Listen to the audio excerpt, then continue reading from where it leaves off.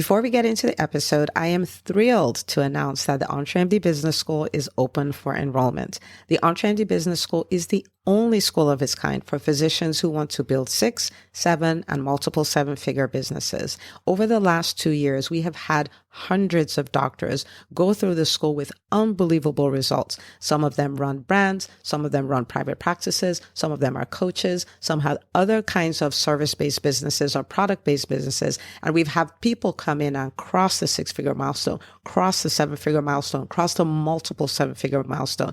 You will be in a place where you'll get the coaching, the community, the accountability that you need to thrive as an entrepreneur, especially in the times that we're in. So maybe you've been following me for a while. Maybe you've been getting so much out of the EntreMD podcast and you've been wondering, how can I work with Dr. Una and the community more? Well, this is your chance. Come join us in the EntreMD Business School. It is application only. So go to entremd.com/business to turn in your application. I cannot tell you how many doctors have made statements like this.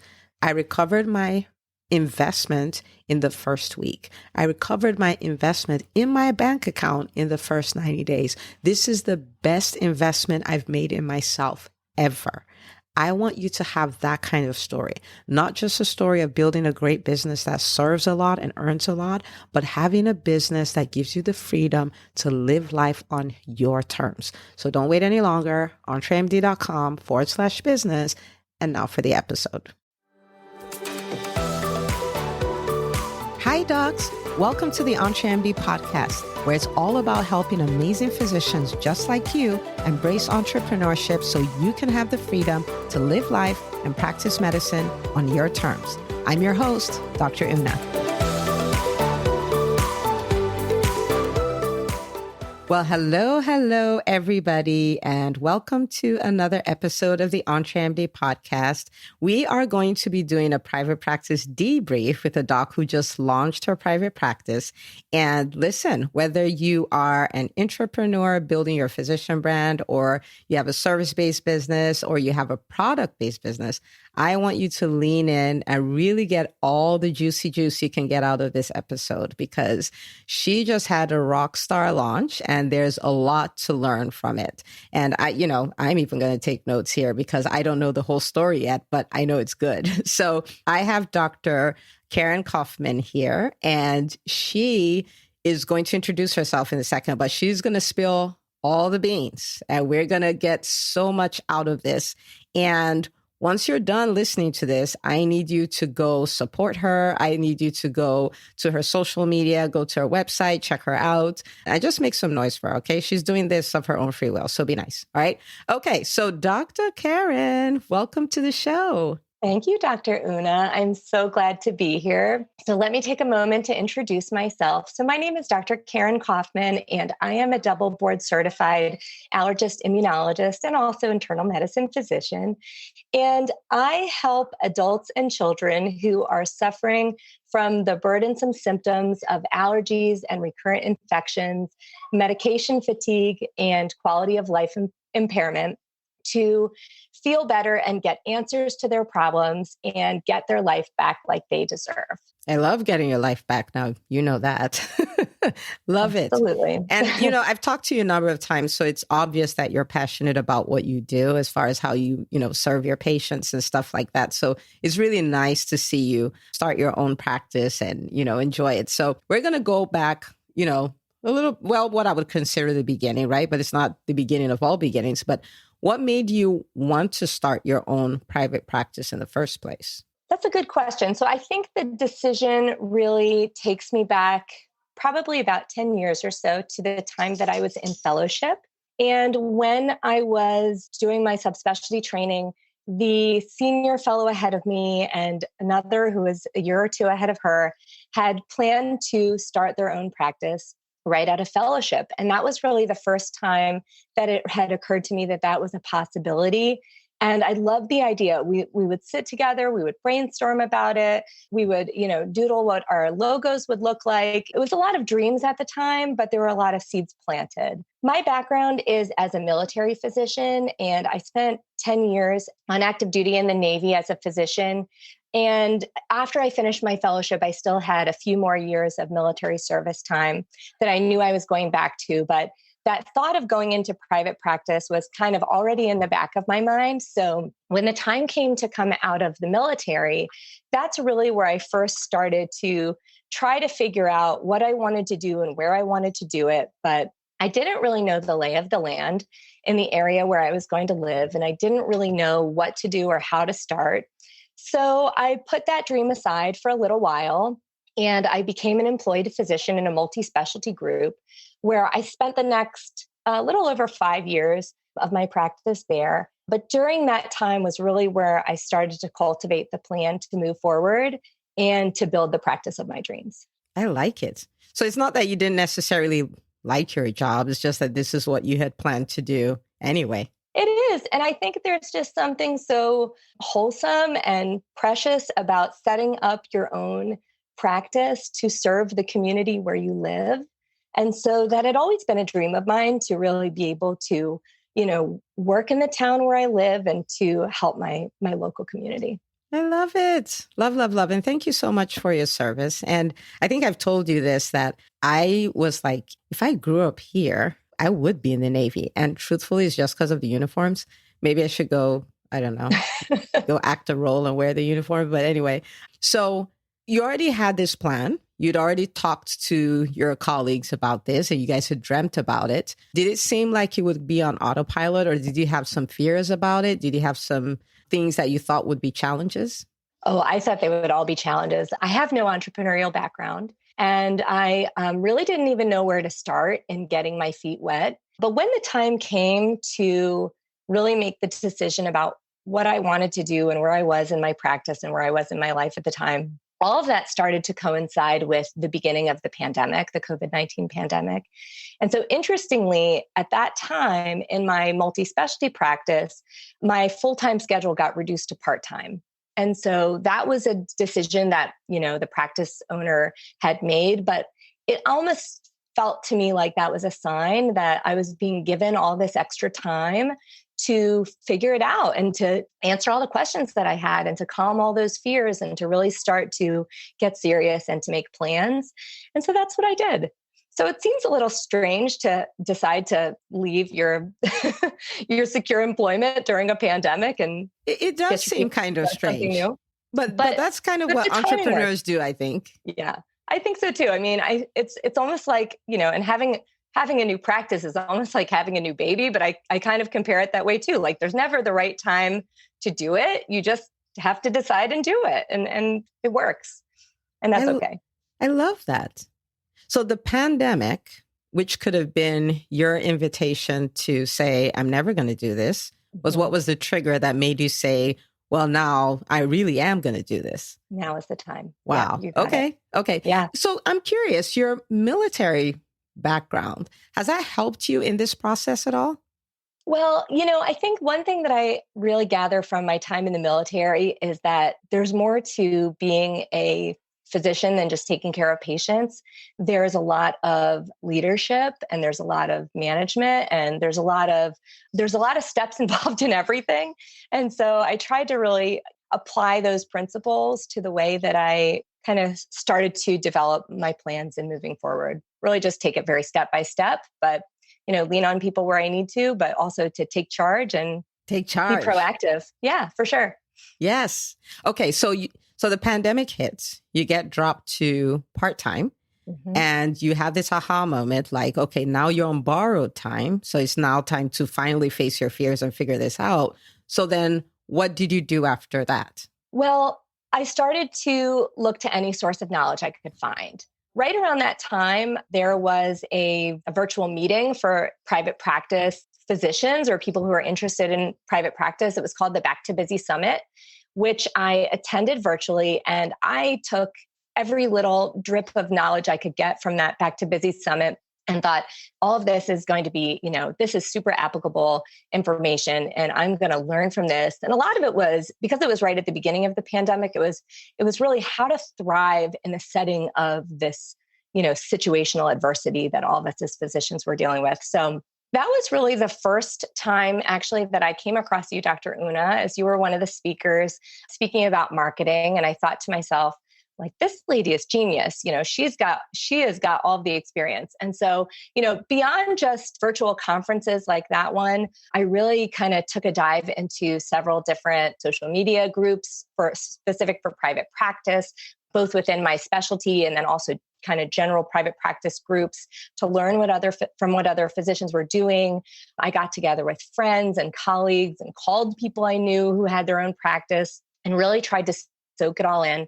And then toward the end of the summer, my family took a driving vacation. We live in Virginia. We were driving all the way out to Montana. And while we were in the car, my husband and I took turns driving. And when I was the driver, I got to pick what we listened to. And so we listened to a ton of podcasts. And that's when I first started listening to the EntreMD podcast. I listened to literally episode after episode after episode, and other podcasts too. There's a lot of good information out there. And for any physician who's looking to go into private practice, these are really invaluable resources to learn from other people's experiences. And so that was around the time that, I said to my husband, I said, I think you're going to think I'm crazy, but I think I should invest in a business coach. And he was like, that's a great idea. And I thought to myself, gosh, I'm so shocked because I thought he was going to say, well, that's silly. Why would you do that?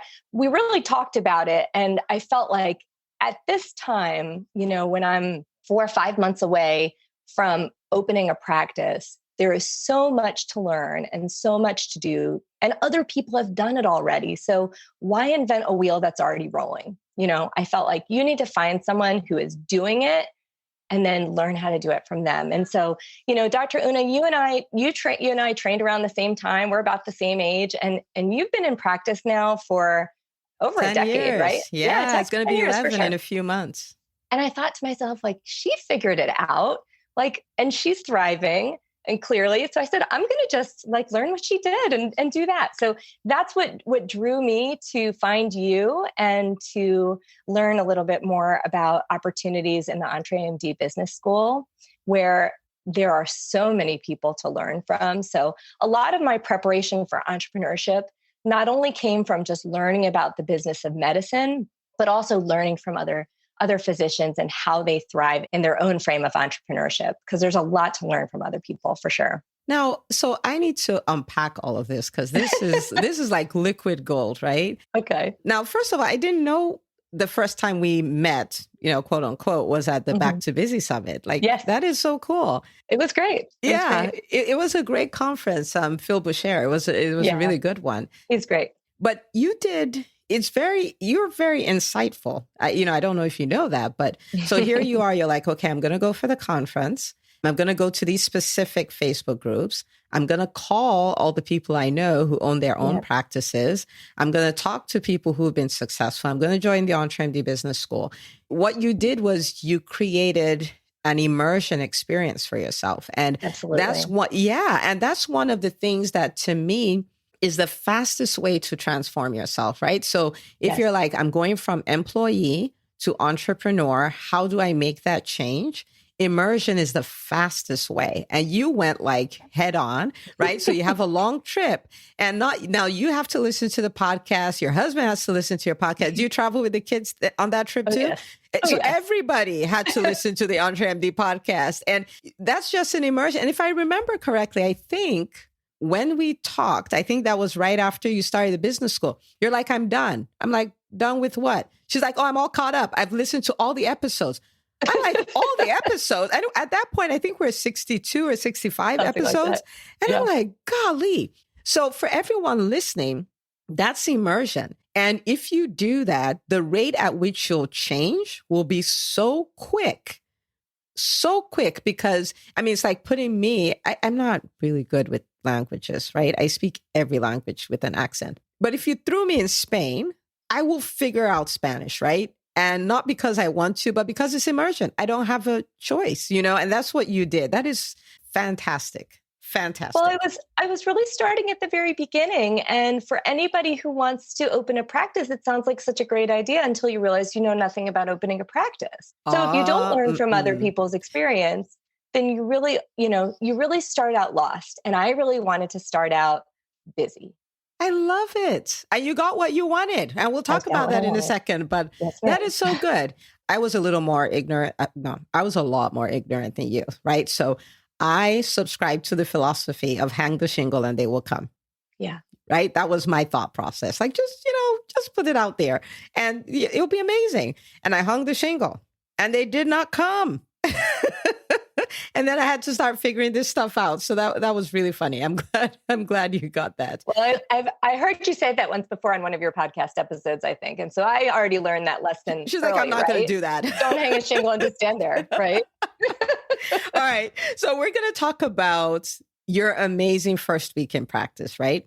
But before we do that, what did you have to do? So your plan was, I want to start busy, right? That's right. And the traditional method for most is, you focus on your credentialing and your building and your staff and all of that stuff, which you have to do, right? So don't get me wrong.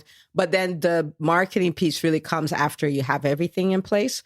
So what was your pre-launch plan, if you would? So my pre-launch plan, really started when I decided to join before I decided to join the EntreMD Business School. So I came to a Zoom meeting that you offered to really think it out and really think, I know that the business school is opening, and is it for me? I felt like maybe it's for physician entrepreneurs who have a side gig. But was it really for a physician who was going to open a practice? And I asked you a question during the Zoom relating to that. And your answer was in reference to another physician who had been working with you and had a list of patients ready to go when their practice started. And I thought to myself, I didn't even know that was a thing. Like, I want a list. I want a list just like that. I want a list. I like it. Right? I want a list. So I did. So I decided to join the EntreMD Business School. This was back in August. And I decided right away to start marketing, but I had to be a little bit, I can't think of the right word, like a little conservative, because I hadn't given notice yet at my place of employment. So I couldn't put it out there. Hey, I'm starting a practice. That would not have gone well. But I just started putting myself out there, mostly through social media, and talking about my philosophy as a physician and what makes me different and what my patients think about me. And I learned to become a speaker. And I did some speaking in a local moms group, and I became a podcast guest and another podcast guest, and so on and so forth. And then finally and then the other thing is I built my own website, which was fabulous. And then once the time came where I was able to give notice, which is in late September, then I kind of totally shifted gear from just, talking about what I could offer to everyone. And then I kind of changed to where I could offer it to everyone, which is in my new practice. Love it. So through my website, I put up an opportunity, like just a link where future patients could join a VIP list where they could become scheduled for appointments before the practice even opened. And I continued to market myself, and I continued to show up every day, even when it wasn't convenient and even when it was difficult. It's not always easy to be present, but when you're building a business and you're building a practice, you need to put yourself out there. So I did. And I kept showing up. And as I did, the list started to grow. And you didn't have a building at the time, right? You didn't have, There was no practice. Correct. But I remember how with each challenge we did, like go do a video, go be a guest in a Facebook group, you embraced it all. Embrace all of it. And to watch you do that, go on podcasts, go make all these networks and stuff like that. That was just so good. And you literally did show up daily. Did you ever feel discouraged any of those times? You ever feel like, is this working? What am I doing this for? Because what you're doing is not what traditionally, that's not what private practice docs do, right? So did you ever feel like this is crazy? Sometimes. I mean, it's so easy to get caught up in self-doubt. And, I felt like the days that I was excited had to outnumber the days that I was scared. And on the days that I was scared, I just thought back to the days that I was excited and just let that kind of run me further a little bit. And, and even when I didn't want to necessarily maybe put myself out there and talk about my practice, what I did was I embraced my local community, which is where my practice is located. And I started to get involved more in community outreach and getting to know my neighbors and kind of just doing things around town. And so actually it's interesting because a lot of places now where, new patients are finding me from are from different local community groups on Facebook. And, they'll say, well, I was looking for an allergist and everybody recommends you. What? So it's great because, maybe if I didn't make those connections or, do that kind of outreach, maybe people wouldn't know I'm here. And one of the biggest problems is obscurity, and just hoping that people know you're there isn't enough. You have to tell them that you're there and what you can do to help them. I'm loving all of this, right? Like, if you're listening on the podcast, right? You can't see me, but I'm just like grinning ear to ear. My face is almost hurting. This is so good. So good. All right. So now you said, I want a list. And then you started working on the list and you started putting yourself out there, even though sometimes you were feeling discouraged and sometimes it didn't quite go the way you wanted it to. So tell us about this list. So before you were ready to open your doors, how many people did you have on this list? We ended up with about 350 people on the list before we opened.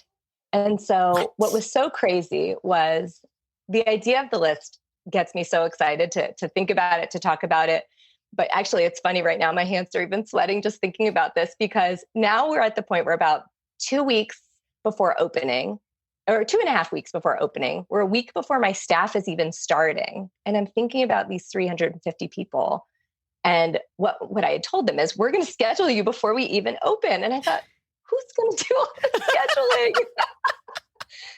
So I wear all the hats, right? I'm a small business owner. So I became one of the schedulers, and I enlisted the help of my family members. And I said, look, I need you guys to do this training in my EHR so you can learn how to schedule. And we were the schedulers, and we called people every day, all day. And we got all these 350 people contacted. And some of them who had gotten on the list months ago, maybe they found another provider between then and now, and that's okay. And some of them were knocking on the door, ready to get right in for the first appointment. So, we saw quite a bit of that. But actually, before opening, we had about 270 patients registered and scheduled, which is amazing. Okay, so I am literally pulling out my calculator because I'm going like, that is not half bad. You made a list. That is not half bad. And 77% of the people who got on that list made appointments within your because you had these scheduled before you opened, right? Correct. Yeah. Okay. So 77% of them scheduled before you open. That is ridiculous. It really is such a blessing. That is so good. Okay. It's great. All right. You have me all kinds of excited now. 77%. Oh my goodness. Okay. And this was all from just doing the simple things and just following guidance of all of these simple things to do. It wasn't hard, right? But I did it, I'm so happy you said that. Simple. It wasn't hard. Not complicated. Not at all. Not complicated. The simple things. And here you are. You start a practice. Before your doors are open, you have over 270 patients scheduled. I hope you know this is not normal. It feels really crazy. It's totally surreal. Okay. So you had these people scheduled. So talk to me about your first week. What was I know you started on a Thursday, right? Correct. So Thursday to Thursday, what was that experience like? How many people did you see? What was it like? Your first week, finally the dream has come true, right? The thing that you were doodling about in fellowship is now a reality, right? So what was it like? It was a crazy, crazy week. So, I will just start and say, look, and I'm sure this is true for any entrepreneurial adventure, but especially in private practice, I quickly got over the hope that everything would go right, because pretty much like everything went some kind of not right. And so I really started becoming very flexible and more adaptable. And, I had a little bit of a go with the flow attitude and let's try to troubleshoot everything. But I started with a pretty full schedule. So I saw 15 patients on my first day. And in the first week, I saw 71 patients, which was just so amazing. That is so But in the wild. midst of all of that, boy, did I learn that there was a lot of other stuff going on aside from patient care. And I will say that by the end of day 2, I was already losing my mind about staffing and needs. Now that I'm actually seeing what a day looks like, I'd put out another job listing for front desk person, receptionist. And so I thought, okay, well, it's going to be better. We're going to start interviewing and we'll find someone else. More personnel will always be better. And so Monday went pretty well. And then I had one of my nurses who got sick, and she actually was out for the rest of the week with kind of like upper respiratory type symptoms and low grade fever. She had a negative COVID test. They think it's flu. So she's out. And I have another you don't nurse have a whole team cross-trained to take care of all this stuff. I don't have a whole team, period. I have another nurse who hasn't even started yet. She's starting next week. So for 4 days of this past week, literally I had one medical assistant and myself when we were running. We were doing it all. It was totally crazy. And that was amidst staffing was just, only one of the issues. So there's a lot of fires to put out. But I will tell you, none of the patients could tell. None of the patients could tell. They all had this wonderful experience. And they were all just so gracious and so lovely and so happy to be cared for. And honestly, I felt so good too, no matter all of the stressors, because it had been 2 months since I'd provided patient care. And to me, that's so special, and I needed that. So it was a wonderful week. I learned a ton. I learned a ton. And you're talking like a true entrepreneur, that everything that could have gone wrong went wrong, but I had a wonderful week. But the beauty of what you're experiencing is that you're experiencing problems that people have 6 months, 9 months, a year down the line. Mm-hmm. And so you're experiencing these staffing problems. It's a problem, but it's also an indication of massive growth.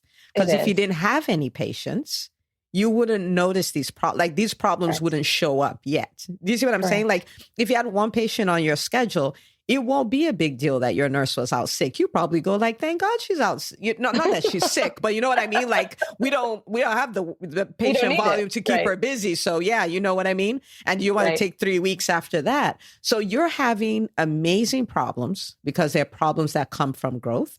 And the same way you work the list is the same way you're going to work staffing, is the same way you're going to work systems. And this is just going to keep getting better and better. This is good. It's great. It's great because I'm recognizing places where I didn't necessarily think in advance that I would need to implement certain processes.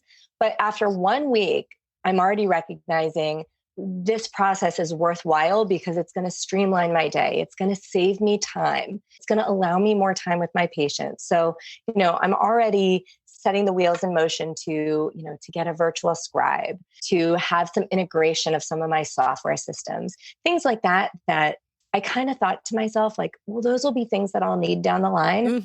I need them now. Yeah. I need them now. Yeah. Because that is good. You're having great problems because they're growth problems. They're growth problems. This is so good. So how do you feel about your practice, right? So, I mean, in fellowship, I don't know if you're like, yeah, we'll try it, not try it, but we'll do it. We'll see how it works. But now you're in it. So when you think about, 12 months from now, what is your outlook? I have a wonderful outlook for this practice. I know that my community needs me, and I know that there is a population here that needs to be served and that I'm the person to do it. And so I see that the growth is going to continue. I think it's going to be wildly successful. I think that, we're not even in our practice location yet, believe it or not. So of course, with COVID, we had a construction delay. So I'm in temporary space. So we're going to be in a brand new space in another couple of months. And I just see a lot of growth. I'd love to bring another provider on board and see how it all goes. So I'm super excited about it. I'm just loving it. All of the difficulties can take a backseat to all the joy that I feel. Love it. All the difficulties can take a backseat to the joy that I feel. This is for everybody listening. Difficulties, that's part of entrepreneurship. Just give them the backseat. Keep the joy in front. Yes. That's right. So you get to do 2 grand openings. You have another excuse to make a lot it. Like when you get into your permanent space. Yes, ma'am. I'm getting the giant scissors. We're going to cut that ribbon. I love it. Why make noise once when you can do it twice? So, it's actually funny. I got these giant happy birthday balloons for the first day, and everyone kept saying, well, whose birthday is it? I said, it's my practice's birthday. It's my practice's birthday. Exactly. So for you personally, because I find that entrepreneurship is one of those things that changes all of you, right? It's not just this business compartment and then everything else stays the same. So how has embracing entrepreneurship changed you personally? I don't know. I feel like I was just born for this. I know that I don't feel like it's changed me that much, to be honest with you. Maybe it's made me a little bit more extroverted when I feel like I'd rather be introverted. But, I'm really just kind of embracing it as I go. I'm recognizing that these are the steps that you have to take to do it. And then I'm just doing it. And, I feel like as physicians, we are really good learners. We're good students. We made it a very long way. And this is just one new thing to learn. Well, it's a lot of new things to learn, but it's a new category of things to learn. And we're capable of doing it. And when my kids were in kindergarten and their kindergarten teachers said to them, you can do the hard things, that applies to all of us. We can do that. Take the lesson from the kindergarten teacher. You can do hard things. Yes. I love it. I love it. I love it. It's just one more thing to learn. And we are skilled at learning. So we got this. And very capable. Absolutely. Very capable. Okay. All right. So you talked about the EntreMD Business School earlier. So what has your experience been like in the school, and, how has that helped you with your journey and all of that? I'm curious. The business school is great. The business school is a place for focused learning, for, expanding my outlook to include things I hadn't considered before, and to really learn from the successes of other entrepreneurs. My classmates, I learn a lot from them. And, we all support one another in all of our entrepreneurial journeys. The opportunity to be a speaker at the expo was a wonderful experience.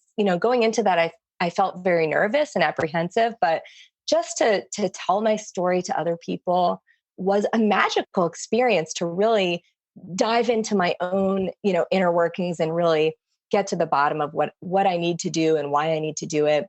I've had an invaluable experience. I love our weekly meetings and, getting to learn from everybody else's experience and progress. It's really helpful. I'm happy to hear that. I'm happy to hear that. I'm glad it's been an experience. And the expo was really so much fun for me. I mean, you brought that up. Guys, if you're listening, you can go to YouTube channel and the videos are there. But I mean, the docs nailed it, like thoroughly killed it. And that was so much fun. And you didn't do a lot of speaking before this, did you? I was not a speaker. No, not before I felt encouraged to do it through what we were learning. And, speaking is such an important thing because it gives you that credibility that, you have the credibility anyways, but it shows other people your credibility, and it helps to put yourself out there. And honestly, I've gotten a lot of new patients who have been interested in coming to see me because of, speaking engagements that I've done. So that's a really important skill, and learning how to speak in a public arena has been a wonderful skill to learn. Love it. Love it. I'm so excited about your practice. Like I'm already waiting. Like I'm going to need to do a December update, after all of this. So what would you say to the person? Because a lot of the listeners are in a point where they're either going to start a business or they're going to scale their business. Either way, it's the same thing, right? Because you're going to take a leap. But so for the person specifically who's been thinking about starting a private practice, but they're like, it's hard and there's COVID and the hospitals are taking over and insurance reimbursements are dwindling and all of that stuff. What would you say to that person? I would tell that person that they owe it to themselves to find happiness in their career. And if that includes being in private practice, then it doesn't matter if we live in a pandemic. All of those things are out there for them. And it doesn't take a lot of complicated steps, but it's little steps, but it's doing all of them. And that will bring those patients to their practice, and they can build their list just like I did. I didn't do anything special. I just did all of the simple things, and they can do it too. I love it. It's simple, some simple steps, but you have to take all of them. You have to do it. This is so good. I'm going to go listen to this again. Okay. This is really good. So people want to find you. Where do they find? They're like, oh my God, I want to follow her. I want to check her website out. I want to know more about her. Where do they find you? So my website, so I am an allergist immunologist in Northern Virginia, and my website is kaufmanallergy.com, which is Kaufman allergy.com. And they can also find me on social media. I'm on Facebook and Instagram. Facebook at Kaufman Allergy and on Instagram at dr.kaufmanallergy. Love it. All right, people. Go follow her, shout her out, let her know you listened to this and it was amazing and you were encouraged by it. And do you have any final words you want to leave with anybody? Entrepreneurship in general. I think, my best advice is to show up even when you don't want to show up and put yourself out there and grow your community around you. And all of the hard work that you put into it will pay you back for sure. This is so good. Thank you. Thank you. Thank you. Thank you for coming on. Listen, people, I told you this was going to be a really good episode. See, there you go. So this is what I want you guys to do. Okay. I want you to take a screenshot of this episode, wherever you're listening from. And I want you to post it on social media. I want you to post your biggest takeaway and tag Dr. Karen on it. Okay. You can tag me too, #EntreMD. And I would love to give you a shout out as well, but go do that. And if you're a listener and you haven't reviewed this podcast yet, what in the world? Okay. Go leave us a nice, lovely 5-star review. If you have any issues, come tell me. Don't put it on Apple Podcasts. Okay. Well, thank you so much for listening. And Dr. Kaufman, thank you so much for coming to share your story. We wish you nothing but the best, but I think you're going to knock this out the park.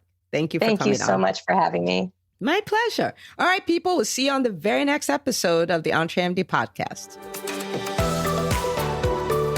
Hey, if you love listening to the EntreMD Podcast, I want to invite you to join EntreMD On Demand. It is my signature subscription program that gives you access to a library of business courses designed to help you do one thing as a physician entrepreneur, and that is to thrive. Just head out to EntreMD.com/on-demand, and I'd love to have you join us. See you on the inside.